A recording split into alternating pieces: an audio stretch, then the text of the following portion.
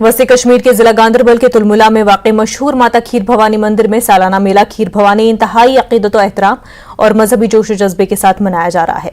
कश्मीरी पंडित सालाना खीर भवानी मेले के लिए जम्मू से तुलमुला पहुंच रहे हैं। 3,500 से ज्यादा श्रद्धालु जम्मू से बजरिया बस तुलमुला के लिए रवाना हुए। सालाना मेला खीर भवानी 28 मई को मुनक्किद होगा।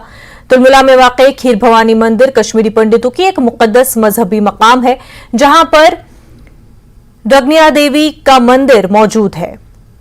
इस मंदिर में कश्मीरी पंडित मेला खीर भवानी के नाम से मशहूर त्यौहार हर साल मजहबी जोश और जज्बे के साथ मनाते हैं। मेला खीर भवानी को कश्मीरी पंडितों का सबसे बड़ा और अहम त्यौहार माना जाता है। वहीं बीजेपी के जनरल सेक्रेटरी अशोक कौल ने 28 मई को मनाए जाने वाले माता खीर भवानी सालाना मेले को यकीनी बनाने के लिए हुकूमत की तरफ से किए गए इंतजाम पर इत्मीनान का इजहार किया। भवानी का मेला ज्येष्ठ अष्टमी के दिन जो कल परसों है उस दिन ये मेला होता है और बड़ी बड़ी संख्या में हमारे जम्मू से हमारे कश्मीरी पंडित इस यात्रा के लिए यहाँ आ रहे हैं, अपने यहाँ माता के दर्शनों के लिए यहाँ आ रहे हैं। और मुझे लगता है कि जो अरेंजमेंट्स यहाँ संभव हो सकते थे वो सरकार ने किए हैं। बाकी हम यही प्रार्थना करेंगे कि मौसम अच्छा रहे। मौसम अच्छा रहेगा तो फिर ये इतना बड़ा लॉन है, यहाँ किसी चीज़ की आवश्यकता नहीं है। मौसम में थोड़ी बहुत परेशानी आ जाएगी तो फिर थोड़ी मुश्किल हो सकती है, लेकिन फिर भी सरकार ने जो इंतजामात किए हैं वो लगते हैं कि काफ़ी अच्छे हैं और भी यहाँ इंतजामात हो रहे हैं। मुझे लगता है आज दिन में और कल, आज रात को और कल दिन में और ठीक हो जाएंगे और यात्रियों को किसी प्रकार की असुविधा ये नहीं होगी, ऐसा पूरा विश्वास।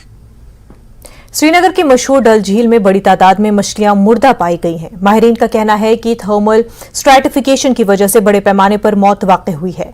डल झील के अतराफ में रहने वाले हजारों मुर्दा मछलियों को पानी की सतह पर तैरते देखकर काफी परेशान हो गए थे लोग।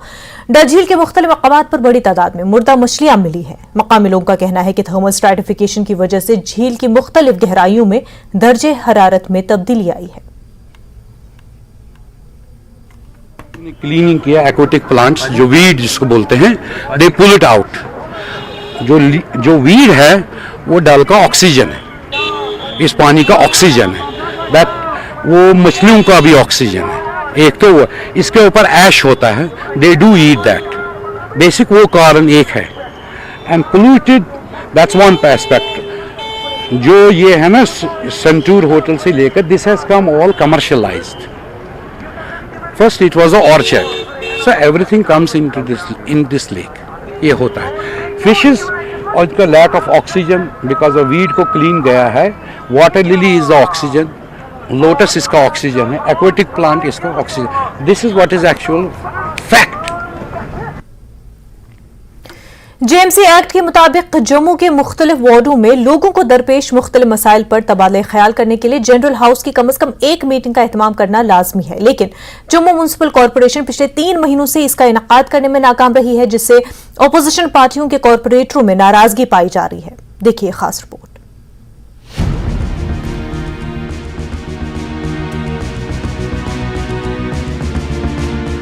जम्मू म्युनिसिपल कॉरपोरेशन के कंधों पर यह जिम्मेदारी आयद होती है कि वो जम्मू के लोगों की सफाई सुथराई और शहरी कामों और पानी से मुताल्लिक मसाइल को हल करे।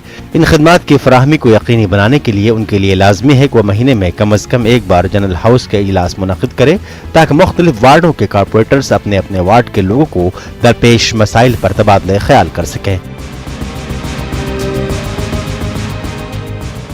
लेकिन सितम ज़रीफ़ी यह है कि जेएमसी पिछले 3 महीनों में एक बार भी मीटिंग करने में नाकाम रही है, जिससे कॉरपोरेटरों में खास तौर पर अपोजिशन जमातों के नुमाइंदों में शदीद नाराजगी पाई जा रही है। कॉरपोरेटर्स का कहना है कि जनरल हाउस में आवाम के मसाइल से मुतालिक बहुत से अहम मामलात पर बात करना चाहते हैं, जिनमें प्रॉपर्टी टैक्स के मसाइल भी शामिल हैं। यह हमारे एक्ट के अंदर लिखा हुआ है कि मंथली एक मीटिंग ज़रूर की जाए ताकि लोगों की समस्याएं सामने आएँ और उनका समाधान किया जाए। तो इन्होंने जो है वो मीटिंग नहीं करवा रहे हैं। मैंने लिख के दिया था 13 मार्च को, मैंने लिख के दिया इनको, क्योंकि जो पहले मीटिंग हुई थी एक बार, आपको पता है प्रॉपर्टी टैक्स को लेकर के हमारे जहाँ पे बात हुई थी, तो हम सब ने इकट्ठा फैसला किया था हाउस के अंदर कि प्रॉपर्टी टैक्स जम्मू शहर के लोगों पे ना लगाया जाए। उसके लिए हमने एक आवाज़ में सब ने इकट्ठा होकर के एक रेजोल्यूशन पास किया और गवर्नमेंट को लिख दिया कि ये फैसला है हाउस का कि जम्मू शहर के अंदर प्रॉपर्टी टैक्स ना लगाया जाए। उसके बाद इन्होंने प्रॉपर्टी टैक्स लगा दिया। जेएमसी के मेयर जम्मू राजेंद्र शर्मा का कहना है कि नागुज़ीर हालात की वजह से जनरल हाउस मीटिंग मुनक़िद नहीं हो पाई, लेकिन उन्होंने यकीन दहानी कराई है कि अगले माह जून के पहले हफ्ते में मीटिंग मुनक़िद की जाएगी। टेंटेटिव आप ये मान के चलो 5 से 10 तारीख के बीच में हमारा होगा। अभी करवा देनी थी हमने, लेकिन क्योंकि हमारा 29 को वॉकथन है और 5 तारीख को हमारे यूनियन मिनिस्टर आ रहे हैं, इसी पॉलीथीन के ऊपर एक हमारे कन्वेंशन रखी है हमने, इसलिए हम उन चीज़ में व्यस्त हैं। तो उसके बाद हम करा देंगे, 5 से 10 के बीच में हाउस रख लेंगे। मेयर जम्मू की यकीन दहानियों के दरमियान जम्मू के लोगों को काफ़ी मसाइल का सामना है और वो अपने वार्ड कारपोरेटरों से उनके हकीकी मसाइल को हल करने की तवक्को रखे हुए हैं। इस हकीकत के पेश नज़र कि जेएमसी ने गुज़िश्ता 3 माह से जनरल हाउस मीटिंग नहीं की है, यहाँ तक कि कारपोरेटर्स भी खुद को बेबस महसूस कर रहे हैं और ऐवान के इजलास के जल्द इनेकाद की अपील कर रहे हैं ताकि वह अपने मसाइल को हुक्काम के सामने अच्छी तरह से पेश कर सकें। न्यूज़ 18 के लिए जम्मू से राजन की रिपोर्ट। महकमा मौसमियात श्रीनगर के इंचार्ज फारूक अहमद भट्ट ने न्यूज़ 18 से बात करते हुए कहा कि आमतौर पर इस वक्त चंद मकामात पर हल्की बारिश के साथ मौसम अबर आलूद है, लेकिन आज इन या रात से वक्फे से गरज चमक के साथ हल्की से दरमियानी बारिश का इम्कान है। आइंदा 24 घंटों में चंद मकामात पर ज़ालाबारी और तेज हवाओं के साथ आसमानी बिजली गिरने का भी इम्कान है। महकमा मौसमियात ने किसानों और मेवा काश्तकारों को 29 और 30 मई के दौरान तमाम फार्म ऑपरेशंस को मुअत्तल करने का मशवरा दिया है।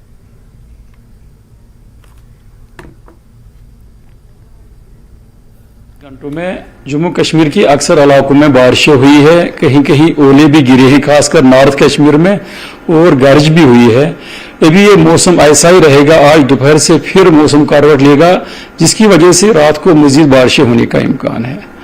अब उम्मीद हम करते हैं कि कल मॉर्निंग से 27 और 28 तारीख को मौसम अमूमन खुश्क रहेगा। इसके बाद 29 तारीख से एक और वेस्टर्न डिस्टर्बेंस जम्मू कश्मीर में आ रहा है, जिसकी वजह से 30 और 31 तारीख को मजीद बारिशें होने का इम्कान है। JKRLMUMEED में ब्लॉक प्रोग्राम मैनेजर के ओहदे के लिए दरख्वास्त देने वाले उम्मीदवारों ने श्रीनगर की प्रेस कॉलोनी में एहतजाज किया।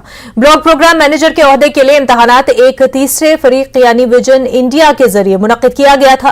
उम्मीदवारों के मुताबिक सिलेक्शन में बदनवानी पाई जा रही है, क्योंकि इस लिस्ट में बैकडोर उम्मीदवारों को एडजस्ट करने के लिए विजन इंडिया के जरिए हतमी इंतखाबी फहरिस्त में तब्दीली की गई है। कुछ उम्मीदवारों ने 30 में 27 नंबर हासिल किए, लेकिन उनके नाम हतमी फहरिस्त में शामिल नहीं थे।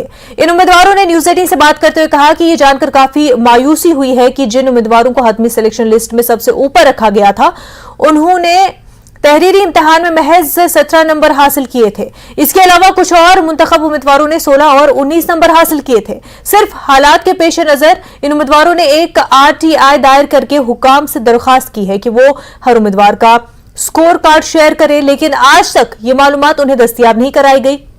उन्होंने LG इंतजामिया से मुदाखलत की अपील की है। इंटरव्यू देने के बाद हमें 19 तारीख को हमें कॉल आई है विजन इंडिया की तरफ से कि you have been selected as a BPM।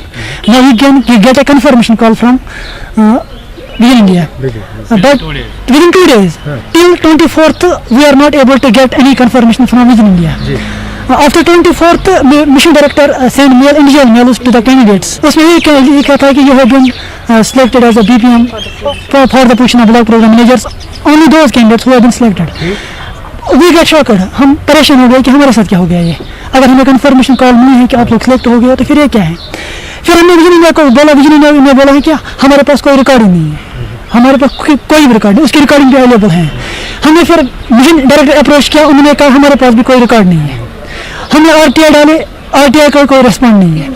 3 दिन के बाद ये अपलोड करते हैं अपने साइटों पर रिजल्ट बच्चों का, लेकिन उसमें नए मार्क्स दिखाते हैं, नए मेरिट दिखाते हैं। मेरिट भी यही दिखाते हैं कि सीरियल नंबर से 1 2 3 ऐसे ही मेरिट दिखाते हैं। हम अब बोलते हैं कि मैम को हमने बहुत बार इंडिविजुअली नोट्स उनके नोट्स में लाया ताकि वो पहले समझे, लेकिन उन्होंने हमें इंडिविजुअली बेस पे समझाने की कोशिश की। वो ब्लॉक रखा है उन्होंने, हम उनके कैंडिडेट्स हैं, अपने एनआरएलएम के कैंडिडेट्स थे, उन्होंने ब्लॉक रखा था, जबकि प्रोग्राम हमारे कंधों पे है। आज हम ही ने प्रोग्राम शुरू किया था क्योंकि इट बेस्ड अपॉन कम्युनिटी ने ही इसको आगे बढ़ाया था, पावर ही कम्युनिटी थी। आज हम लोगों ने, आज मुझे आज भी याद है मैम की बात, उसने बोला था कि जब मैं अपने कैडर की जो सैलरी है उसको इंक्रीमेंट नहीं कर सकती हूँ, बट जब आपकी बारी आएगी, जब आप एलिजिबल होगे बीपीएम के लिए किसी भी पोस्ट के लिए, तो उस समय आपको मैं प्रायोरिटी दूंगी। आज की जब वो साफ साफ नजर आ रहा है कि उसने अपने ही कैडर को अपने पैर के तले दबा दिया है, ये कंफर्म हुआ है। उनको हमने इंडिविजुअली उसके नोट्स में पहले उनको हमने कॉल की, मैम आप हमारी अथॉराइज्ड पर्सन है, हम किसके पास जाएंगे? उन्होंने अपना दरवाजा बंद रखा, उन्होंने ब्लॉक लिस्ट में हमें रखा। इस वक्त एक बड़ी खबर सामने आ रही है। आपको बता दें कि यासीन मलिक को फांसी की सजा देने का मुतालबा किया जा रहा है। एनआईए ने दिल्ली हाई कोर्ट से ये मांग की है। 2017 में टेरर फंडिंग का केस का ये पूरा मामला है, जिस हवाले से यासीन मलिक को फांसी की सजा देने का मुतालबा किया जा रहा है। एनआईए ने दिल्ली हाई कोर्ट से ये मांग की है। इस वक्त आपको बता दें यासीन मलिक उम्र कैद की सजा काट रहे हैं। एनआईए ने इस फैसले को दिल्ली हाई कोर्ट में चैलेंज किया है। अर्जी में यासीन मलिक की मौत की दरख्वास्त की गई। उम्र कैद की जो सजा काट रहे हैं यासीन मलिक, इस सजा को एनआईए ने दिल्ली हाई कोर्ट में चैलेंज किया है। अर्जी में यासीन मलिक की मौत की दरख्वास्त की गई है। पूरा मामला 2017 में टेरर फंडिंग का है। वहीं आपको बता दें कि इस अर्जी पर पीर के रोज सुनवाई होगी। एनआईए ने ये दरख्वास्त दायर की है, अर्जी दी है, और पीर पर दिल्ली हाई कोर्ट में पीर को इस मामले पर सुनवाई होगी।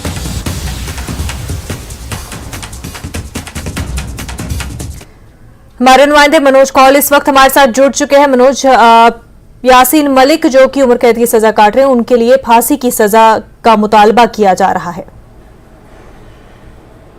यह देखिए एनआईए जो है, एनआईए ने अब फैसला किया है कि वो दिल्ली हाई कोर्ट गई है, जिसमें ये कहा गया है कि जो 2017 का जो टेरर फंडिंग केस है यासीन मलिक के खिलाफ, जिसमें उसको उम्र कैद की सजा सुनाई गई थी, तो उस फैसले के खिलाफ एनआईए ने दिल्ली हाई कोर्ट का रुख किया है, और जिसमें एनआईए ये डिमांड करेगी कि यासीन मलिक को फांसी की सजा दी जाए, क्योंकि एनआईए का मानना है कि जो जिस तरह का ये मामला था उसमें उम्र कैद की सजा एक छोटी सजा है, जबकि यासीन मलिक को फांसी की सजा दी जानी चाहिए। और अभी जो हमारे पास इंफॉर्मेशन है, जो दिल्ली हाई कोर्ट है, दिल्ली हाई कोर्ट ने इस मामले को डिवीजन बेंच को रेफर किया है, और मंडे को यानी सोमवार को इस मामले की सुनवाई होगी। तो जैसा कि हम आपको बता दें कि यासीन मलिक जो 2017 का जो टेरर फंडिंग मामला है, उसमें जब कोर्ट में सुनवाई हुई तो उसके बाद उसको उम्र कैद की सजा सुनाई गई थी, और यासीन मलिक अभी तिहाड़ जेल में उम्र कैद की सजा वो काट रहा है, और उसी फैसले के खिलाफ एनआईए ने दिल्ली हाईकोर्ट का रुख किया है, और इसकी सुनवाई जो है सोमवार को होगी, और उस दिन ये पता चलेगा कि आखिर वहाँ जो अदालत है वो किस तरह का ऑर्डर पास करती है। वो देखने वाला बहुत ही दिलचस्प होगा, क्योंकि एनआईए लगातार ये कहती आई है, डिमांड करती आई है कि यासीन मलिक को फांसी की सजा दी जाए। हालांकि जैसे मैंने पहले बताया कि यासीन मलिक अभी उम्र कैद की सजा काट रहा है दिल्ली तिहाड़ जेल में, लेकिन अब एनआईए ने दोबारा जो दिल्ली हाईकोर्ट का रुख किया है, तो उससे ये साफ जाहिर होता है कि एनआईए सख्त से सख्त सजा का मुतालबा कर रही है, और कोशिश उसकी ये है कि जो कोर्ट की तरफ से उसको यासीन मलिक को फांसी की सजा दी जाए। जी मनोज, इससे पहले भी जब कोर्ट का वर्डिक्ट आया था इस केस को लेकर के यासीन मलिक के बारे में, तो उस वक्त भी एक स्ट्रॉन्ग पॉलिटिकल रिएक्शन देखने को मिला था, और अब जबकि इस तरह का मुतालबा हो रहा है और पीर को इस मामले पर सुनवाई भी होगी, तो और भी पॉलिटिकल गलियारों में इस पर एक रिएक्शन देखने को मिलेगा। जी हाँ, देखें जिस तरह से उस वक्त हुआ था, कई पॉलिटिकल पार्टीज का अलग अलग रुख था इस मामले पर, जब तो यासीन मलिक को उम्र कैद की सजा सुनाई गई थी, तो उस वक्त भी कई चीजें सामने आई थी, अलग अलग पॉलिटिकल पार्टीज का उनका रद्द-ए-अमल सामने आया था। जबकि अब जबकि ये मामला दोबारा लाइमलाइट में आ गया है, जिसमें एनआईए ये अपील कर रही है कोर्ट से कि यासिन मलिक को फांसी की सजा दी जाए। तो जाहिर है कि इस पर पॉलिटिकल रिएक्शन जरूर होंगे, लेकिन अभी चूंकि ये इनिशियल स्टेज में है, पीर के रोज जब इसकी पहली सुनवाई होगी तो उसमें पहली ही सुनवाई में कोई फैसला आने की उम्मीद तो नहीं है। लेकिन अब ये देखना होगा कि हाईकोर्ट, दिल्ली हाईकोर्ट की तरफ से क्या फैसला आता है। तो जाहिर है कि उसके बाद पॉलिटिकल रिएक्शंस जो हैं, खासतौर पर जम्मू कश्मीर की जो पॉलिटिकल पार्टीज हैं, वो इस पर अपना रद्द-ए-अमल जरूर जाहिर करेंगी। अब उनका किस तरह का क्या रद्द-ए-अमल होगा वो उसके बाद ही मालूम हो सकता है कि जब कोर्ट इस बारे में कोई ऑर्डर पास करती है या कोई सजा सुनाती है। बिल्कुल मनोज, और सिर्फ हम एनसी की बात यहाँ पर नहीं कर रहे, पीपल्स अलायंस की बात नहीं कर रहे हैं, पीडीपी का भी जो रिएक्शन आया था वो ये कि अनफॉर्चुनेट है, और इस तरह का रिएक्शन आया था कि जो पीस की तरफ एफर्ट्स जा रहे हैं उसके लिए अनफॉर्चुनेट है। तो ये बात थी लाइफ इम्प्रिजनमेंट की, और पीडीपी तक का ये रिएक्शन उस वक्त में आया था। जी हाँ, देखिए मनोज, देखिए जहाँ तक पॉलिटिकल पार्टीज का ताल्लुक है, पॉलिटिकल पार्टीज अपने अपने उनका जो अपना एजेंडा होता है पार्टी का और उनका जो वोट बैंक होता है उसको मद्देनजर रखते हुए हर एक पॉलिटिकल पार्टी रद्द-ए-अमल देती है, चाहे इतना बड़ा जो भी मामला हो वो उसको अपने जाविये से देखते हैं। उस वक्त भी हमने ये देखा था कि जो बीजेपी हो या उस तरह की जो लाइक माइंडेड पार्टीज हैं, उन्होंने उस पर इतना रिएक्शन, उस तरह का रिएक्शन नहीं दिया था। बीजेपी का ये कहना था कि जिसने अगर कोई गुनाह किया है तो उसको उसकी सजा मिलनी चाहिए, जबकि जैसे आपने कहा कि पीडीपी हो या नेशनल कॉन्फ्रेंस हो तो कुछ और जमातें भी थी जिसका ये कहना था कि इस तरह का जो वर्डिक्ट आया है यासिन मलिक के खिलाफ वो शायद जायज नहीं है। लेकिन अब ये देखना दिलचस्प होगा कि वो जो वर्डिक्ट था उस वक्त ये कहा गया था कि यासिन मलिक को उम्र कैद की सजा दी जानी चाहिए, उम्र कैद की सजा उसको सुनाई गई थी और जो वो काट भी रहा है दिल्ली की तिहाड़ जेल में। अब जबकि फांसी की सजा के लिए अपील की गई है एनआईए की जानिब से, तो जाहिर है कि और भी रिएक्शन होंगी। उसके बाद ये देखना पड़ेगा कि आखिर किस पार्टी का क्या रुख होगा। बिल्कुल मनोज, और ये तो टेरर फंडिंग का मामला, इसके अलावा भी अगर हम बात करें यासिन मलिक की इन्वॉल्वमेंट 60 से ज़्यादा केसेस में, क्रिमिनल केसेस में पाई गई है। फिर हम रुबिया सईद की बात करें या फिर दीगर जो cases, murder, attempt to murder की केसेस भी उसमें शामिल है। तो ऐसे में एक जो ऑलरेडी गवर्नमेंट ऑफ इंडिया की पॉलिसी है कि कोई लीनियंसी नहीं टुवर्ड्स टेरर रिलेटेड केसेस, उस पर क्या किस तरह से इस जो मांग हो रही है, जो मुतालबा किया जा रहा है, उसको देखा जाए? हाँ देखिए, इसमें जैसे आपने कहा कि यासिन मलिक के खिलाफ सिर्फ यही टेरर फंडिंग का मामला ही नहीं है, कई और मामले भी हैं। और 2 मामले जो हैं, चाहे वो इंडियन एयरफोर्स के कत्ल जो किए गए थे, जो शहीद किए गए थे इंडियन एयरफोर्स के एहलकार, वो मामला हो या फिर रुबिया सईद का किडनैपिंग का मामला हो, वो जम्मू की टाडा अदालत में वो केस चल रहा है। हालांकि उसमें यासिन मलिक वर्चुअल मोड से उसमें अपियर हो रहा है और कोशिश तो ये थी यासिन मलिक की, और उसने गुहार भी लगाई थी कोर्ट में, ये कहा था कि उसको फिजिकली प्रेजेंट होने की इजाजत दी जाए। लेकिन उस वक्त ये कहा गया है बार-बार जो सीबीआई जो है, सीबीआई ने ये कहा कि यासिन मलिक को फिजिकली कोर्ट में प्रेजेंट होने की इजाजत नहीं दी जानी चाहिए, क्योंकि सिक्योरिटी का मामला हो सकता है, उसकी जान को भी खतरा हो सकता है।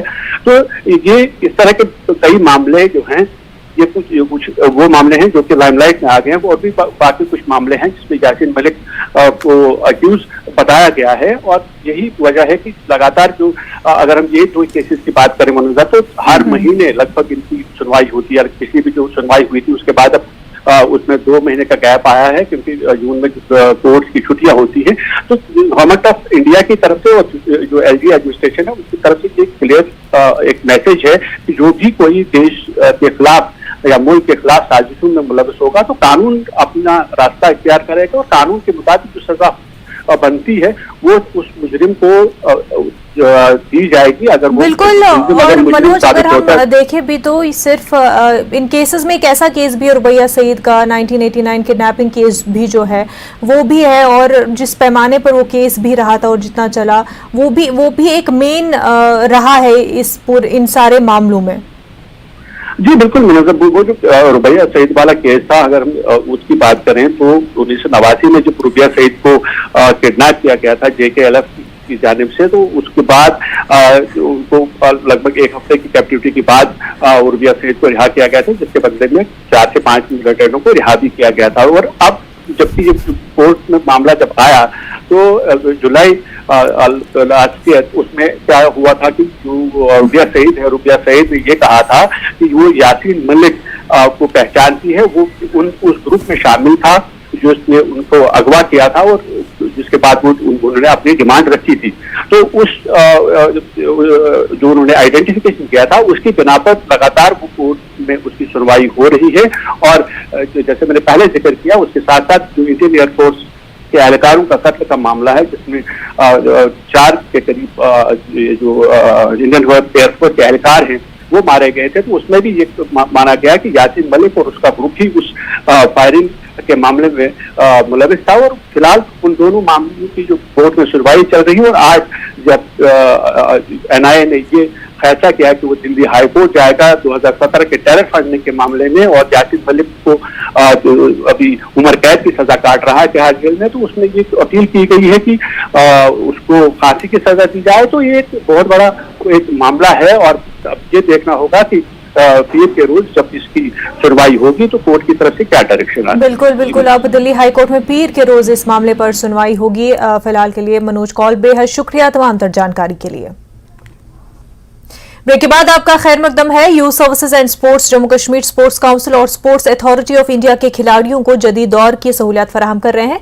इस तनाजुर में महकमे खेल ने जम्मू यूनिवर्सिटी के साथ मफाहमत की यादाश्त पर दस्तखत किए हैं, जहां खिलाड़ियों को खेल से लुत्फानंदोज होने के लिए एक मसनूई ट्रैक फराहम किया जाता है। कौमी सतह के टूर्नामेंट के लिए खिलाड़ियों के इंतखाब के लिए यहां जम्मू में खेले जाने वाले बैनुल-अज़ला टूर्नामेंट में हिस्सा लेने वाले खिलाड़ियों में एक एतमाद पैदा किया। हम पहले एथलेटिक्स गेम खेले थे तो हमारे पास फैसिलिटीज़ नहीं थी। हम बहुत थैंकफुल है यूथ सर्विस स्पोर्ट्स का, जिन लोगों ने हमें इतनी फैसिलिटीज़ प्रोवाइड की, और आज हमें पहली बार ट्रैक पे इवेंट भी करवाया। हम बहुत सपोर्टिव है, हम सबों के लिए हर एक फैसिलिटी प्रोवाइड किया इन लोगों ने। जैसा कि आप जानते हैं कि आज इवेंट था इधर जम्मू में, इधर आज डिवीजन लेवल पे हमारा था। We are very thankful to youth service and supports Jammu and Kashmir, जिन्होंने इतनी सहूलियत हमारे लिए यहाँ पे रखी। हमारे लिए यूनिफॉर्म थी, इतना अच्छा ट्रैक था और इतनी अच्छी सहूलियत थी जिससे हमें और आराम मिला खेलने के लिए, and we are very thankful to them. मैं बहुत शुक्रगुजार हूँ youth service and sports department की, जिसने हमें यहाँ लाया जम्मू में। पहले हमें इतनी फैसिलिटी नहीं थी। कई सालों से हमारे पास सिंथेटिक ट्रैक किसी भी डिस्ट्रिक्ट में नहीं था, ना वो जम्मू डिवीज़न में था, ना ही वो कश्मीर डिवीज़न में था। अभी आपने देखा होगा कि हमारा department youth service and sports की तरफ से और यूनिवर्सिटी ऑफ जम्मू की तरफ से MOU हुआ और यहाँ पे एक सिंथेटिक ट्रैक बना। ये वही ट्रैक है जहाँ पे हम नेशनल लेवल के कंपटीशन करवा सकते हैं। बच्चों को वैसी ही फैसिलिटी मिलेगी जैसे कि नेशनल लेवल पे मिलती है। वही ट्रैक मिल रहा है जो कि एक नेशनल लेवल के ऊपर जो ट्रैक होता है। बीजेपी जम्मू कश्मीर में इलेक्शन कराने से डर रही है, क्योंकि उनको पता है कि उन्होंने जम्मू कश्मीर का बुरा हाल करके रख दिया है। इन बातों का इजहार जम्मू कश्मीर कांग्रेस के सदर विकार रसूल वानी ने किया है। उन्होंने बड़गाम में आज कांग्रेस पार्टी की जानिब से वर्कर्स कन्वेंशन के दौरान खिताब करते हुए कहा कि जिस तरह से कांग्रेस हिमाचल और कर्नाटक में कामयाब हुई, उसी तरह से जम्मू कश्मीर में भी कांग्रेस फातेह होगी। G20 इजलास का खैर मकदम करते हुए विकार रसूल ने कहा कि मुल्क बीजेपी से पहले ही G20 मुल्कों का हिस्सा था। उन्होंने कहा कि मुल्क में आज जो कुछ भी है वो कांग्रेस की देन है। कश्मीर के हर घर में हम कांग्रेस पार्टी का चिराग जलाएंगे और कांग्रेस पार्टी को नंबर 1 पार्टी बना के ही दम लेंगे इंशाल्लाह। और 20 का स्वागत है। G20 ने यहाँ आए चले गए, अमन से हुआ।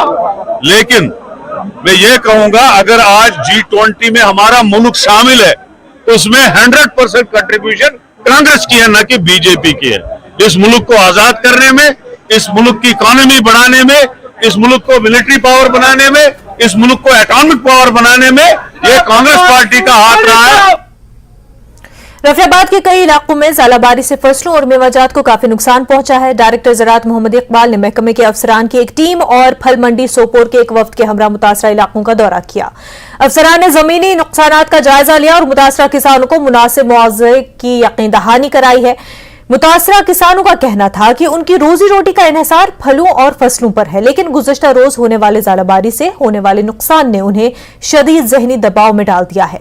उनका मुतालबा है कि किसानों को मुनासिब मुआवजा दिया जाना चाहिए और बागबानी के शोबे के लिए फसलों की बीमा स्कीमों को हुकूमत के जरिए मुतारिफ कराना चाहिए।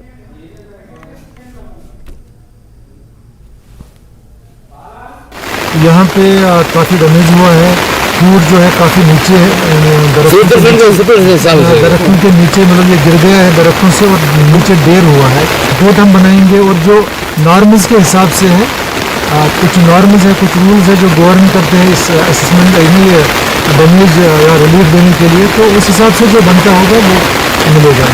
यालाबारी हुई कि जिससे हमारे किसानों का नुकसान, जो हमारे ऑफिसरों ने जो फीडबैक दिया, उसी सिलसिले को फील्ड सिचुएशन को असली तौर पर असेस करने के लिए आज सुबह 4:30 बजे मैं श्रीनगर से निकला अपने ऑफिसरों की टीम के साथ। पहले मैं डिस्ट्रिक्ट कुपवाड़ा में गया, उसके बाद मैं यहाँ आया और यहाँ मैं बताऊं कि कल ये जो यालाबारी हुई है, इस वक्त हमारे एग्रीकल्चर क्रॉप्स में खासकर जो वेजिटेबल थी उनका बहुत भारी नुकसान हुआ है। हार्टिकल्चर क्रॉप्स की फ्रूटिंग हुई थी, चाहे वो एप्पल की हो, चाहे वो पीयर की हो या चेरी की हो। तो सुबह से हम लोगों के साथ मिलकर देख रहे हैं, इवन के हमारा जो वालनट एक हार्डी क्रॉप माना जाता था उसका भी बहुत बड़े पैमाने पर नुकसान हुआ है। तो हम the special instructions of additional chief secretary Atal Dulloo साहब, मैंने और डायरेक्टर एग्रीकल्चर ने आज इन दोनों डिस्ट्रिक्टों का प्रोग्राम जो है वो हम सुबह से उसी प्रोग्राम में लगे हुए हैं और हमारी कोशिश है कि हम अपने लोगों से मिलें, फीडबैक लें, क्योंकि लास्ट तो हमने देखा है कि इन लोगों की लिस्टें जो हैं वो गवर्नमेंट के पास असामी वाइज लिस्टें बन के गवर्नमेंट के पास जाए और इन्हें फीडबैक जाए ताकि किसी किसान को नुकसान ना हो। नाज़रीन, हम इस वक्त रफियाबाद के बालाई इलाके में हैं, जहां कल दोपहर को शदीद चालाबारी हुई और मेवा फसल को काफी नुकसान पहुंचा। मेवा के साथ साथ जो है खड़ी फसलें जो है धान की पनीरी को भी कई जगहों पे नुकसान पहुंचने की इतला है और इस नुकसान का जायजा लेने के डायरेक्टर एग्रीकल्चर और डायरेक्टर हार्टिकल्चर इलाकों का दौरा कर रहे हैं। मैं कुछ नाम लेना चाहूंगा। पाजलपोरा है, रफियाबाद के बालाई इलाके में पाजलपोरा, टंगमला, चटूसा, पांजला है या लद्दू लाडूरा है, जहां पे काफी चालाबारी हुई थी और मेवा बागात को काफी नुकसान हुआ था।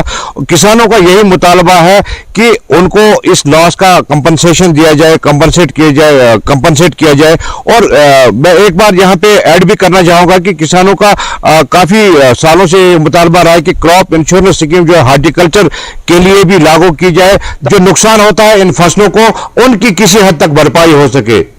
न्यूज़ 18 जम्मू कश्मीर के लिए बारामूला से मैं सज्जाद हुसैन।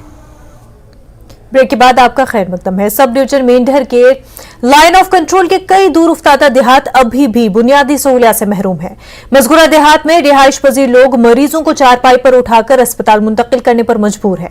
तहसील मनकोट के दूर उफ्तादा गांव अपर मनकोट मोहल्ला रसियाद में बुनियादी सहूलियात का फुकदान है। मकामी लोगों का इल्जाम है कि इंतजामिया और सरकार की जानिब से दी इलाकों में सहूलियात की फराहमी को यकीनी बनाने के खोखले दावे किए जा रहे हैं, लेकिन जमीनी सतह पर सूरत हाल इसके बरक्स है। उन्होंने कहा कि मरीजों और हमला खवातीन को कंधे पर उठाकर अस्पतालों तक पहुंचाने के लिए मीलों का पैदल सफर तय करना पड़ता है और मीलों का पैदल सफर करना काफी मुश्किल हो जाता है लोगों के लिए। गांव के लिए तामीर होने वाली राब्ता सड़क गुज़िश्ता कई बरसों से नामुकम्मल है। लोगों ने सरकार से इलाके में बुनियादी सहूलियात फराहम करने की मांग की है। ये हमारी लात देख लो और शहर मल्ले की, जो जिसमें हम चरपाई लेके वापस लेके आ रहे हैं अस्पताल से। हमारे लिए कुछ भी नहीं है, क्या चारों तरफ जंगल ही जंगल है, क्या करें हम, इसमें रास्ता नहीं है, कुछ नहीं है। ये मकान है, ये मल्ला है हमारा। इसलिए हम गुजारिश करते हैं कि हमारे हुकूमत वाले जितने भी हैं उनको हम कहते हैं कि हमारे लिए कुछ न कुछ सोचें, हमारे को एक रास्ता भी निकाल के दे दें। रास्ता हम रोड क्या इतना नहीं आपको कहते, लेकिन एक रास्ता भी तो होना चाहिए ना, जिस पहाड़ी में हम गुजर बसर कर रहे हैं। बहुत मुश्किल है हमारे को, इसलिए लिहाजा हम अपना पूरा जितना भी है अपना ज़िला का डीसी साहब, हमारे एसडीएम साहब, उनके आगे हम अर्ज करते हैं कि हमारी अपील जो है ऊपर तक पहुँचाएँ। रास्ता नहीं है इधर का, कितनी परेशानी है, कितनी मुसीबत है, कितना कठिन मुश्किल है। ऐसा कोई सिस्टम बहुत मुश्किल है। इसलिए हमारी अपील है गवर्नमेंट से कि लिहाजा इस वार्ड नंबर 9 रसियाड मल्ला, इसमें कुछ ना कुछ ज़्यादा से ज़्यादा सड़क तो होनी चाहिए। अगर बुज़ुर्ग को लेकर हम उधर से आ रहे हैं, 1 किलोमीटर चल के हम पहुंच गए इधर, अभी इधर से देखो उधर तक है कम से कम 1-1.5 किलोमीटर अभी और जाना है आगे हम। तो ये देखो इस वार्ड नंबर 9 मल्ला रसियाड की हालत।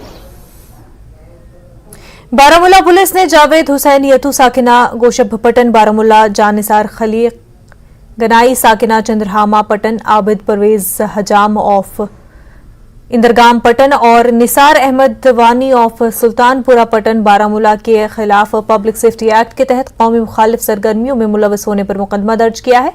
मुकदमा दर्ज किए गए अफराद को हिरासत में लिया गया। गिरफ्तार शुदा अफराद को central jail Bhalwal jail Jammu में मुंतकिल किया गया है। इन अफराद के खिलाफ कई मुकदमा दर्ज है। बहुत CFIR होने के बावजूद उन्होंने अपने मुल्क दुश्मन सरगर्मियों को नहीं छोड़ा। पुलिस इस इक़दाम को एक कामयाब इक़दाम करार दे रही है।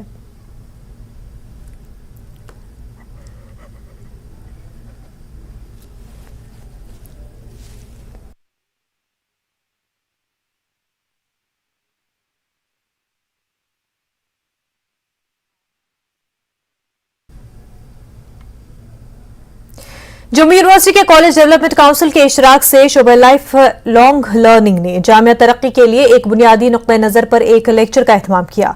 हिंदुस्तान भर की मुख्तलिफ यूनिवर्सिटियों के मुकर्रिरीन ने तकरीब में शिरकत की और इस मौजू पर इजहार ख्याल किया। मुख्तलिफ शोबेजात और कॉलेजों के फैकल्टी मेंबरान और तुलबा ने शिरकत की और इस बात पर इसरार किया कि इस तरह के प्रोग्राम ज्यादा से ज्यादा मुनक्किद किए जाने चाहिए ताकि ये खानदान, मुआशरे और इसके जरिए कौम की भलाई के बारे में आगाही फराहम की जा सके। समाज में स्टूडेंट्स को क्या सिर्फ क्लासरूम टीचिंग ही करनी है या उनको बाहर फील्ड में जाके कुछ सीखना भी है? बेसिकली तो हम हर चीज़ करने से ही सीखते हैं, लेकिन करने के भी दो तरीके होते हैं। एक होते हैं दिल से कोई चीज़ करनी और एक होता है कि जो हमें कोई कहता है करने के लिए। बच्चों को फोर्स नहीं किया जाना चाहिए किसी भी चीज़ के लिए, क्योंकि प्यार की परिभाषा इतनी स्ट्रांग है कि प्यार से ही सारी चीज़ें जो हैं वो हो जाती हैं और करवाई जाती हैं। और परिवार अगर हमारा तंदुरुस्त है तो हमारा समाज तंदुरुस्त है। मेंढर शहर से मुल्हिका गांव बहरा में गुज़िश्ता रात लोगों ने तेंदुए की मौजूदगी को महसूस किया। तेंदुए की मौजूदगी से पूरे इलाके में दहशत का माहौल बना हुआ है। लोगों का कहना है कि इससे पहले भी तेंदुए ने लोगों को नुकसान पहुंचाया है और दोबारा तेंदुए की मौजूदगी से लोगों में खौफतारी हो गई है। लोगों ने इंतजामिया और महकमे वाइल्ड लाइफ से तेंदुए को फौरी पकड़ने के लिए मुनासिब इक़दाम करने का मुतालबा किया है। दहशत लोगों में ये एक बार नहीं देखा, काफ़ी रोज़ पहले भी देखा हमने। और यहाँ लोगों के जानवर भी उसने नुकसान किए हैं, बकरियाँ वगैरह 2-3 घरों की। तो हमने वाइल्ड लाइफ डिपार्टमेंट है जो उनको भी इतला दी, वो आए एक दिन, वो देख चले गए। अब ये 2 दिन पहली बात है, रात हम शाम को घर जा रहे थे तो वहाँ हमने देखा तो लोगों को मैं भी देखा, बहुत दहशत का माहौल था। इसलिए हमें सरकार से ये गुजारिश है कि इसको अगर पकड़ कर कहीं जो भी वाइल्ड लाइफ डिपार्टमेंट के पास इनके रहने की जगह है वहाँ पर मुंतकिल इसको किया जाए ताकि लोग आराम से यहाँ पे रहें। वहाँ पे एक तेंदुआ 3-4 हैं जिसको देसी भाषा में शेर बोलते हैं और वहाँ काफ़ी लोग परेशान हैं। शाम को भी लोग जाते हैं, इसलिए भाई मेहरबानी करके हम रिक्वेस्ट करते हैं एडमिनिस्ट्रेशन से भी और अपनी आर्मी और आज़ाद से भी कि इसके लिए कोई ऐसी टीम तैयार करें जिसके बीच में जाके इनको अपनी जगह पे इनको कैप्चर किया जाए, क्योंकि काफ़ी लोग परेशान हैं, डरे हुए हैं लोग। जो वीडियो है वो मेरे भाई ने बनाई थी और वो मेरे घर के पास की वीडियो है। उसमें जब देखा सबने तो एकदम डर गए थे और पूरे मतलब गांव ने इकट्ठे होकर उसको उस दिन भगाया था। लेकिन आप देखो कि वो रोड के बीच में है। जैसे मैं भी अपनी बाइक से ही जाता हूँ आता हूँ, रात को अगर बाइक से आना पड़े तो आप देखो कि क्या वो तेंदुआ छोड़ेगा। तो मैं एडमिनिस्ट्रेशन से यही कहूँगा कि प्लीज़ जो है ये बेरा में जो 3-4 तेंदुए हैं तो इनके बारे में कोई हल किया जाए। राजौरी के कोटरनका इलाके के मकीनों ने कोटरंका बाजार के अंदर कचरा फेंकने की वजह से आरडीडी और पीडब्ल्यूडी महकमे के खिलाफ एहतजाज किया है। एहतजाजियों का कहना है कि महकमे पीडब्ल्यूडी की जानिब से इलाके में निकासी का कोई भी माकूल इंतजाम नहीं रखा गया है और कचरा भी बाजार में फेंक दिया जाता है। मूसलाधार बारिश की वजह से पानी दुकानों में दाखिल हो गया है, जिसकी वजह से दुकानदारों को कोई मुश्किलात के साथ साथ नुकसान भी उठाना पड़ रहा है। एहतजाजियों ने इंतजामिया से मसले को जल्द हल करने की अपील की है। मानसून अब आने वाला है, बारिश जो है तेजी से होती है और पूरा जो कचरा है वो मार्केट के अंदर चला जाता है। मैं आपके चैनल के माध्यम से एडमिनिस्ट्रेशन से खासकर गुजारिश करता हूं कि इस जो गंदगी है इसके ऊपर भी ध्यान दिया। सरहदी गांव अरनिया में शदीद बारिश और ज़्यादाबारी की वजह से सब्जियां काश्त करने वाले किसानों को काफी नुकसान पहुंचा है। किसानों का कहना है कि ज्यादा बारिश और ज़्यादाबारी से टमाटर बैंगन की फसल को सबसे ज्यादा नुकसान पहुंचा है। मुतासरा किसानों ने हुकूमत से मुआवजे का मुतालबा किया है। फसलें लगाई है, लौकी भी लगाई है, घिया भी लगाया है, बैंगन भी लगाया है, टमाटर भी लगाया है और करेला भी लगाया है और बस यही आइटम है। बाकी फसलें बहुत, टमाटर भी बहुत गल रहा है बारिश की वजह से। बारिश हद से ज़्यादा हो गई है और हद से ज़्यादा बारिश हो रही है और खेतों में ज़्यादा नुकसान है और खर्चा ज़्यादा हुआ है। इस बारी खर्चा भी नहीं वापस आया है और समझ लो खेतों वालों को 50% दिया है, बाकी समझ लो 50% रह रहा है अभी और लेबर भी है, अभी सभी कुछ है अभी देने वाला। सरकार से यही मांग करते हैं हमें 50% मिल जाए बहुत है। जो भी फसल लगाई है वो टोटली नुकसान ही है, हर फसल में नुकसान है। आप चाहे टमाटर देख लो, खीरा देख लो, लौकी वगैरह वगैरह और भी बहुत सी चीजें हैं। ज़्यादातर इस टाइम बारिश की वजह से सभी फसलें नुकसान है, मगर ज़्यादा अभी टमाटर का दिक्कत है क्योंकि टमाटर है जो बारिश से नीचे से गलने लगता है। सरकार से सर क्या अभी तक तो फार्मिंग के लिए कुछ समझ में तो आया नहीं अभी तक बना हो जो हमारे लिए कुछ हो सके, क्योंकि खर्चा तो टोटल है और नुकसान भी आपको दिखाई दे रहा है। तो आप ही बताइए क्या हो सकता है इसके लिए। अरनिया सेक्टर के गांव काकू के कोठे में अरसे दराज से पुल की मरम्मत नहीं की गई है। पुल की मरम्मत न होने की वजह से हादसात का खतरा बढ़ गया है, जबकि लोगों का कहना है कि गांव में तामीरशुदा पुल 40 साल से ज्यादा पुराना है। उनका कहना है कि हुकूमत की जानिब से इस इलाके को नजरअंदाज किया गया है। लोगों ने हुकूमत से पुल की जल्द मरम्मत करने की अपील की है। 1985-86 का साढ़े जन्म के पहले का पुल है तो इसकी हालत बहुत खराब ज्यादा। मैं ये रिक्वेस्ट करना चाहता सर कि हालत भी अगे आओ सर, दसना ना मैं पूरा कि कुछ स्टीरियां बाहर आ गई ना, कोई हादसा हो जाएगा बिना मतलब का, कोई नुकसान हो जाएगा तो इसका जिम्मेदार कौन होगा सर। ये सर बेनती करना कि इस रस्ते की थोड़ा देखो, चोरी रास्ता लंघने लिए मगर इतना कोई पुछ पड़ते नहीं है, कोई नहीं साढ़े इधर कोई चेयरमैन आता, नहीं सरपंच आता, नहीं पंच आता, कोई कि कोल जाइए सर अं कि दुखड़ा सुनाइए अपना। साड़ा रोड खराब बिल्कुल लंघन नहीं होता, जब बारिश हो जा 1 घंटा भी तो लंघना मुश्किल है कि किहड़ी जगह लंघना। पुल देखो हालत बिल्कुल खराब स्थिति है, बिल्कुल खराब। कोई हादसा हो जाएगा सर, कोई हो जाएगा। श्रीनगर में कुत्तों की बढ़ती हुई आबादी की वजह से कुत्तों के हमलों का खतरा बढ़ता जा रहा है। हर जगह आवारा कुत्तों की मौजूदगी श्रीनगर के मकीनों के लिए बाहर निकलना मुश्किल बन रहा है। देखिए रिपोर्ट।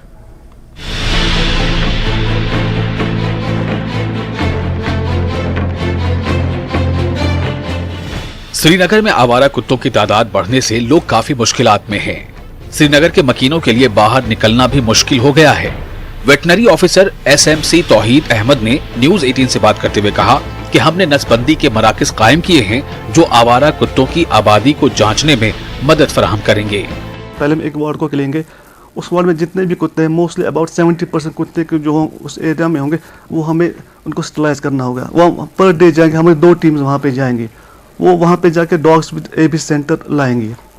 यहाँ पे एक दिन हमें फिर इनको ऑफ फिट रखना, फिर दूसरे दिन सर्जरी होगी, फिर 2 दिन यहाँ पे रख के फिर वापस हमें उसी जगह पे छोड़ना जहाँ से हमने उसको लिफ्ट किया था। इलाके के मकीनों का कहना है कि सरकार के पास कुत्तों की बढ़ती हुई आबादी को रोकने के लिए कोई मुनासिब मंसूबा नहीं है, क्योंकि श्रीनगर की सड़कों पर आवारा कुत्तों का झुंड घूमते देखा जा सकता है। रामबाग, जवाहर नगर, बटमालू, सनवार, नूरबाग, सफाकदल, HMT, आलोची बाग, हैदरपुरा, खयाम चौक, खानियार, नौहट्टा और रीगल चौक समेत कई इलाकों में कुत्तों की दहशत देखने को मिल रही है। शाम के औकात में लोग बिलखुसूस बच्चे घरों से बाहर निकलने में डरते हैं। डॉग स्टरलाइजेशन और वैक्सीनेशन की फौरी तौर पर ज़रूरत है। आज लगातार खतरा लाहक रहता है। इंसान जब अपने घर से निकलकर रात के अंधेरे में नमाज के लिए या दूसरी चीज़ों के लिए निकलता है तो कहीं ना कहीं वो परेशान रहता है कि मुझे कुत्ते ना खा जाए, मुझे कुत्ते ना काट जाए। और इस सिचुएशन में एक पैनिक सा माहौल बना हुआ कि कितने वाक़ात ऐसे पेश आए जहाँ पे जो कुत्ते हैं वो शिकार बनाते हैं इंसानों को अपना। तो ऐसे में कुछ ऐसी वारदातें भी हुई जिनमें छोटे बच्चे जो है वो ज़्यादा शिकार हो जाते हैं। और स्कूली बच्चे जो है हमेशा जब घर से निकलते हैं बाहर तो उन्हें तशवीश रहती है कि इर्द गिर्द का माहौल देख के वो अपने वालिदैन से कहते हैं कि बाहर कुत्ता है तो आप मेरे साथ आ जाइए। इससे आप खुद महसूस कर सकते हैं कि कितनी तशवीश पाई जाती है। श्रीनगर में कुत्तों के काटने के मुतअद्दिद वाक़यात रिपोर्ट होते रहते हैं। मकामी बाशिंदों ने SMC से अपील की है कि लोगों के मफाद में नस्बंदी के तमाम मराकिज को फ़ाल बनाया जाए। पिछले कुछ सालों से SMHS अस्पताल श्रीनगर के रिकॉर्ड से पता चलता है कि कुत्ते के काटने से जख्मी हजारों अफराद अस्पताल में जेर इलाज हैं। श्रीनगर में कुत्तों की तादाद में तेजी से इजाफा हुआ है, लिहाजा लोगों को खास तौर पर शाम के औकात में अपना ख्याल जरूर रखना चाहिए और हुकूमत को भी इस अहम मसले का हल ढूंढना चाहिए। न्यूज़ 18 के लिए रईस मागरे की रिपोर्ट। ब्रेक के बाद आपका खैर मकदम है। मेला खीर भवानी के सिलसिले में आज माता के स्थापन वाक़े माता त्रिपुर सिंदरी देवसर और माता खीर भवानी स्थापन मंजगाम में तैयारियों को हतमी शक्ल दी गई। इस दौरान DC कुलगाम डॉक्टर बिलाल महिउद्दीन भट्ट और SSP साहिल सारंगल ने अपनी टीम के हमरा माता खीर भवानी स्थापन मंजगाम और देवसर में तैयारियों का जायजा लिया। उनके हमरा ADC, ACR और दीगर अफसरान मौजूद थे। प्रबंधक कमेटी माता खीर भवानी मंजगाम की इंतजामिया कमेटी ने तैयारियों पर इत्मीनान का इजहार किया। जम्मू से आज सुबह अकीदतमंदों का काफिला वादी की तरफ रवाना हुआ, जो कि देर गए वादी के मुख्तलिफ स्थापनों में बहिफाजत पहुंच गया है। कुलगाम की एडमिनिस्ट्रेशन है, मैं इनका बड़ा तहे दिल से शुक्रिया करता हूँ कि पिछले SDM साहब पिछले 4-5 दिन से यहाँ पर ही है। मुझे भी 10-15 दिन यहाँ पर हो गए अरेंजमेंट्स करते हुए। सारे डिपार्टमेंट्स हैं, पीडब्ल्यूडी है, PDD है, PHE है, सारे डिपार्टमेंट्स हैं। सिक्योरिटी और म्यूनिसिपलिटी खासकर वो देर सुबह से आते हैं। हेल्थ डिपार्टमेंट वाले भी भाई मॉर्निंग में आए थे, उनने भी कैंप लगाया है यहाँ। सारे अरेंजमेंट जो है हर साल से इस साल बढ़िया है, बहुत ज्यादा है। जितना अरेंजमेंट लास्ट ईयर 150-200 थी, आज तो 400 है। जो मंजगाम में स्थापन है अभी माता खीर भवानी का और जो खंडरनी में है, तो दोनों जगहों पर अरेंजमेंट कंप्लीट हो गए और सिक्योरिटी अरेंजमेंट भी SSP साहब ने पूरे कंप्लीट कर दिए हैं। जो भी इनको रिक्वायरमेंट था यहाँ पर इसको बड़ी कंफर्टेबल स्मूथली करने के लिए वो यहाँ पर इन प्लेस है और ये पूरा स्मूथ रहेगा। मेला खीर भवानी के चलते माता के स्थापन त्रिपुर सुंदरी और माता के स्थापन वाका मंजगाम कुलगाम में तैयारियां अरूज पर है और जो अकीदतमंद है वो यहाँ पहुंचना शुरू हो गए हैं। और इसके साथ साथ अगर हम सिक्योरिटी की बात करें, इंतजामात की बात करें, जिला इंतजामिया कुलगाम ने तमाम तर जो इंतजामात है वो मुकम्मल कर लिए हैं। इसके साथ साथ अगर हम सिक्योरिटी की बात करें तो सिक्योरिटी के भी मुकम्मल इंतजामात किए गए हैं ताकि इस मेला को आसान तरीके पे मुनक्कद किया जाए। ज़ोहर रिजवी, न्यूज़ 18 नेटवर्क, मंजगाम, कुलगाम। जम्मू कश्मीर के साबिक DGP डॉक्टर SP वेद ने 28 मई को मुनक्किद होने वाली 9 तामीर शुदा पार्लियामेंट की इमारत के इफ्तिताही तकरीब का बायकॉट करने पर कांग्रेस और दीगर अपोजिशन जमातों को तनकीद का निशाना बनाया, जिसमें उन्होंने अपोजिशन जमातों की तरफ से इस तारीखी तकरीब के बायकॉट के फैसले पर नाखुशी का इजहार किया है।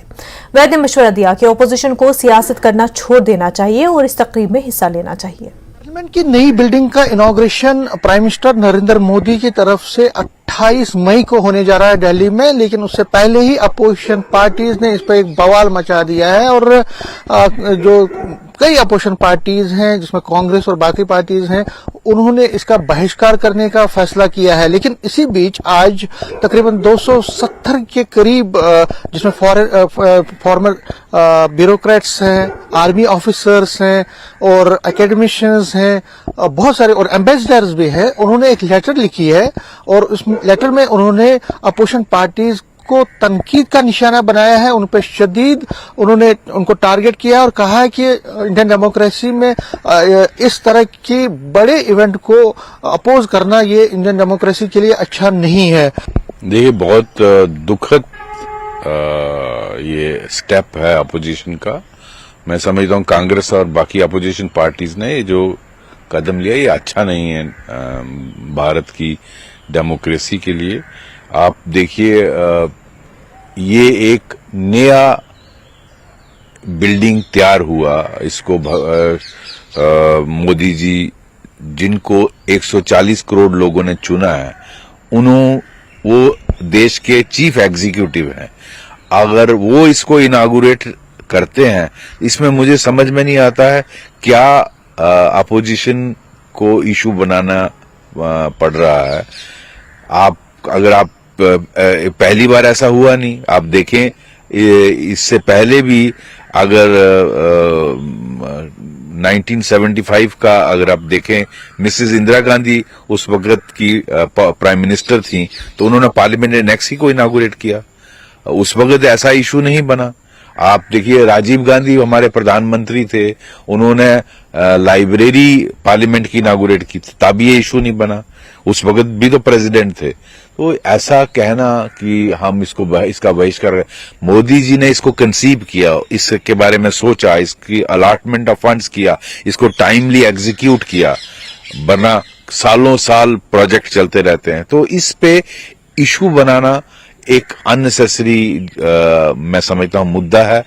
अपोजिशन कंस्ट्रक्टिव क्रिटिसिज्म करे गवर्नमेंट की पॉलिसीज एंड प्रोग्राम्स का, वो उनका राइट है, उनका हक बनता है, लेकिन इस तरह का बिना मतलब कोई इशू बनाने का, उसको एक जो मोदी जी के लिए हेट्रेड है, एक नफरत है जो उसको दिखाता है ये किस तरह का अपोजिशन, ये बहुत गलत बात है, डेमोक्रेसी के लिए अच्छा नहीं है। न्यूज 18 से बात करने के लिए शुक्रिया। Doctor SP Vaid, farmer DGP Jammu and Kashmir, कह रहे हैं कि जो नई बिल्डिंग बनी है पार्लियामेंट की, ये नेशनल एसेट है, मॉन्यूमेंट है, इस पे राजनीति नहीं करनी चाहिए। और कांग्रेस का जो रवैया है और कांग्रेस के साथ साथ जो बाकी उसकी अलायंस पार्टीज हैं और बाकी अपोजिशन पार्टीज हैं, उन्होंने जिस तरह से इस इनॉग्रेशन का बहिष्कार करने का फैसला किया है, बाइकआउट करने का फैसला किया, ये गलत है। हमको दोबारा इस पर विचार करना चाहिए। और जो 28 तारीख को इनॉग्रेशन हो रही है, इसमें उस फंक्शन में ये भी शामिल हो तो ये देश के लिए भी अच्छा है और पार्टीज के लिए भी अच्छा है। कैमरामैन साहिबा के साथ में समीर भट्ट, न्यूज 18 जम्मू। बीजेपी महिला मोर्चा की नेशनल सेक्रेटरी रेखा कुमारी अपने 2 रोजा राजौरी दौरे के दौरान राजौरी बीजेपी दफ्तर पहुंची, जहां उन्होंने बीजेपी दफ्तर राजौरी में बीजेपी के खवातीन कारकुनों के साथ मीटिंग की। न्यूज 18 उर्दू से बात करते हुए उन्होंने कहा कि मैं पार्टी को मजबूत करना मेरे दौरे का मकसद है। हेतु पूरे देश भर में ये कार्य कर रहा है और उसी के अंतर्गत आज जम्मू कश्मीर में भी लोग आए हैं, मेरी बहनें मेरे साथ आई हुई हैं। तो राजौरी में भी हम ये कार्य करेंगे कि हमने जो प्रोग्राम बनाए हैं, शेड्यूल तय किया है, कार्यक्रम की रूपरेखा हमारे बीच में हमारी मैडम आरती जी हैं, हमारी जिलाध्यक्षा जी हैं, इन्होंने बनाया है कार्यक्रम का पूरा जो रूपरेखा है, हम उसी के तहत यहाँ पे काम करेंगे। और संगठन की मजबूती के लिए महिला मोर्चा दिन रात कार्य कर रहा है और हम चाहते हैं कि मोदी जी ने जो 9 साल में कार्य किए हैं वो लोगों के बीच में हम जाकर बताएं। और लोगों को पता है मोदी जी ने जो देश की उन्नति की और प्रगति के लिए जो उन्होंने उत्थान के लिए जो कार्य किए हैं वो हम आप सबके बीच में हैं। भारतीय जनता महिला मोर्चे ने अखनूर के सरहदी इलाके प्रगवाल में एक प्रोग्राम मुनक्किद किया। प्रोग्राम में खवातीन की कसीर तादाद ने शिरकत की। इस प्रोग्राम का मकसद खवातीन को हुकूमत हिंद की स्कीमों से आगाह करना था।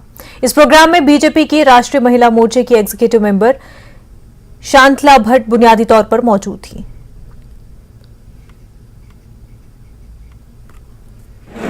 महिला मोर्चा का एक भाजपा में सबसे बड़ा एक मोर्चा है जो 50% औरतें जो थी पूरे देश में, उनको आज के देश में अब तक उनको नेगलेक्ट किया था। लेकिन अभी जो महिला मोर्चा बन चुकी है वो महिलाओं के तकलीफ़ों को, महिलाओं के सशक्तिकरण में, महिलाओं के एम्पावरमेंट में उसमें ध्यान देगी। तो इसकी वजह से हम हर घर में जाके अपना उपाय को, हमारे सौलभ्य को, हमारे जो स्कीम। Faridia model higher secondary school Doda ने अदबी और सकाफती मरकज के ताउन से किताब की रिलीज तकरीब का एहतमाम किया। इस मौके पर मुसन्निफा नीलोफर की किताब दस्तक का रस्मी इजरा किया गया।